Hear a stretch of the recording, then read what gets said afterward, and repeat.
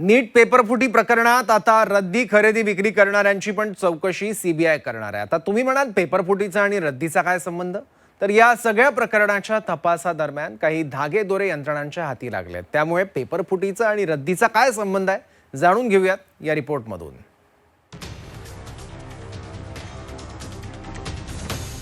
नीट पेपरफुटी प्रकरणात धक्कादायक माहिती।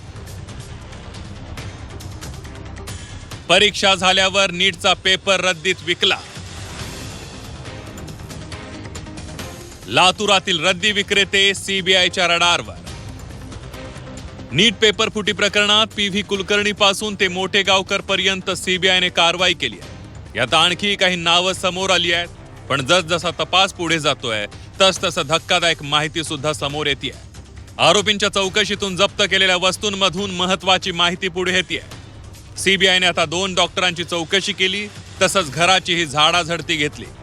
ज्या डॉक्टरांनी नीटचा पेपर आणि नोट्स विकत घेतले ते घोटाळा समोर येताच त्यांनी पुरावे नष्ट करण्याचा प्रयत्न म्हणून नीटचा प्रश्नसंच रद्दीत विकल्याचा संशय। सीबीआयच्या पथकाने डॉक्टरांची चौकशी सुरू असताना 2 डॉक्टरांनी पेपर विकत घेतल्याचं समोर आलं। त्यानंतर थेट त्यांनी पेपर परीक्षा झाल्यावर एका पेपर विक्रेत्याला विकल्याचंही समोर आलं। त्यामुळे आता सीबीआयचा तपास जे आहे ते आता वेगवान झालाय। त्यामुळे रद्दी विकणाऱ्याची सुद्धा आता सीबीआय चौकशी करणार आहे। संबंधित डॉक्टरांच्या दवाखान्याची सीबीआयने झाडाझडती घेतली आहे। या प्रकरणातल्या सर्व पुराव्यांचा, कागदपत्रांचा सीबीआयकडून बारकाईने तपास सुरू आहे। याचाच भाग म्हणून नीट संबंधित कागदपत्र खरंच रद्दीत दिली का या अनुषंगाने तपास सुरू करण्यात आला। शहर आणि परिसरातील रद्दी विक्रेत्याची सीबीआयकडनं चौकशी करण्यात आली आहे। काही विक्रेत्यांनी आम्ही रद्दी घेतलं नसल्याचं सांगत हात झटकलेत, तर काही रद्दी विक्रेत्यांनी मात्र आम्ही रद्दी घेतली, त्यामध्ये पेपर होता का हे बघितलं नसल्याचं सांगितलं। त्यामुळे सीबीआयकडनं आता त्या रद्दी विक्रेत्याची सुद्धा झाडाझडती सुरू आहे।